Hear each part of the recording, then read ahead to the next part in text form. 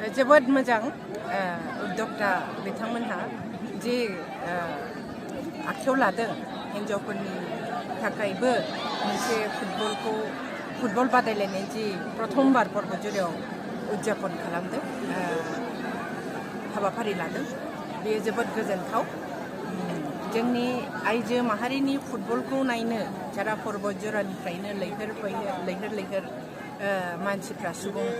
अनजिमाफ्रा बाहाय एकत्रित जादों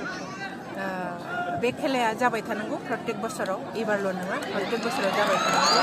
जोंनि हिन्जावफोरखौ कनफिडेन्ट बिल्ड खालामगोन दा आङो मिजिंथियो बे बतझरा फुटबल क्लाबा फैगौ दिनाव आरोबाव मुंदांखा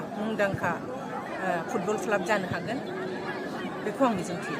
दाथ' बतझरायावबो जोलुर गेलेग्रा आइजोफोर ओंखारबाय नाथाय बतझरायावहाय मोनसे जोलुरनि टीम गैया मा बुंगोन बे समावहाय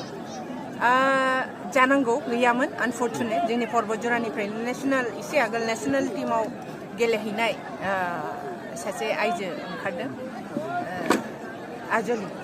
आजलि ब्रह्म दा फैगौ दिनाव बे बादि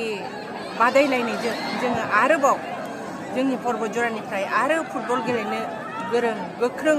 माखासे आइजोखौ जों दिहुनबावनो हागोन टेलेन्टखौ जोङो रायजोनि गेजेराव जों लाबोबावनो हागोन बेखौनो आं मिजिंथियो बतझरा हालामनि उन्दै लाइमोनफोरखौ मा खालामगोन बायद' बे जोलुर गेलेनायनि बागै जोलुराथ' बिराद मोजां activity sports world famous sports बेखौ दिन्थिफुंनो बा निस्सय बे खेलानि जरियतेनो बे फैगौ उन्दै गथ'फ्रा फैगौ दिनाव बे फुटबलनि प्रति रासिन उत्साहित जागोन आरो गेलेनायाव पार्टिसिपेट खालामगोन महिला फुटबल जिखुन হৈ গ'ল বতঝরা ফুটবল ক্লাবৰ দ্বাৰা আয়োজিত আৰু বতঝরা জিলা ক্ৰীড়া সন্থাৰ সহযোগত আয়োজিত হোৱা বতঝরা মহিলা ফুটবল টুৰ্ণামেণ্টৰ আজি অন্তিম তথা ফাইনেল খেলখন হৈ গ'ল এই ফাইনেল খেলত কোকৰাঝাৰ দলে এভেলেঞ্চ স্পৰ্টছ ক্লাব পাটগাঁৱৰ বিৰুদ্ধে 4-0 গ'লত জয়লাভ কৰিলে কিমানটা দল অংশগ্ৰহণ কৰিছে দল আমি 4টা দল আমন্ত্ৰিত কৰিছোঁ সুন্দৰভাৱে 4টা দলে ইয়াত মানে খেল প্ৰদৰ্শন কৰিলে আৰু ৰাইজে খুব ভাল পাইছে 4টা দল আৰু প্ৰাইজ মানি হিচাপে আমি ইমান বেছি কৰা নাই যেনেকুৱা যিহেতু এইটো মানে প্ৰফেশ্যনেল গেম হয় গতিকে প্ৰাইজ মানি হিচাপে আমি মানে বিজয়ী দলক 10,000 টকা লগতে ট্ৰফি আৰু পৰাজয়ী দলক 7,000 টকা তাৰ লগতে এখন ট্ৰফি আপোনালোকৰ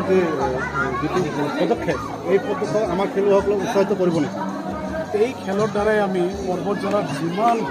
ভিতৰৰ গাঁও আছে নিশ্চয় সকলোৱে জানে যে বতঝৰাত খুব ভাল খেলুৱৈ আছে